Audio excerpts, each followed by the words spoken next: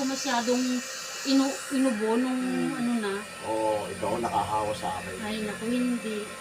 Dahil nung buong papas mo yan, ikin nakababad sa labas paglilinis. Malamig ba ngayon doon sa Canada? Sobrang Nagyayelo? Sobrang lamig na.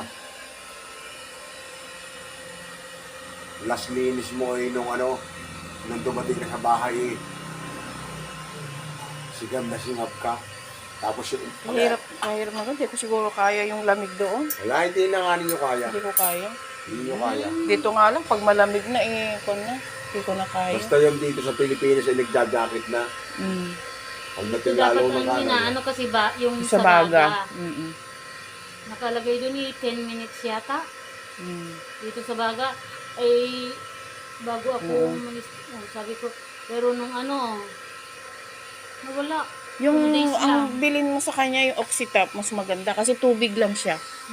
Sa tubig, Gusto mo bili tayo ng ganitang Oxytop. Ha? dito. Tapos, i-base nila doon.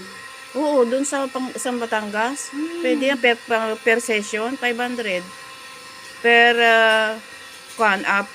Pinaparenta ko yan. Maraming nagre-renta. Ay, nako, iba naman ang paniniwala doon ng mga tao sa aming lugar. O, di ito, Ay, hindi sa rin. kanila. Kasi kung di sila gumaling, nasa kanila yon, di ba? Pag tinry mo yan at gumaling ka agad, bibili yan eh. Kagaya ng pasyente ko na, mayaman nga yun, diabetic. Bumili ka agad. Dalawang kapatid kong babae ang masasakit na Papilay-pilay. Oo. Kapag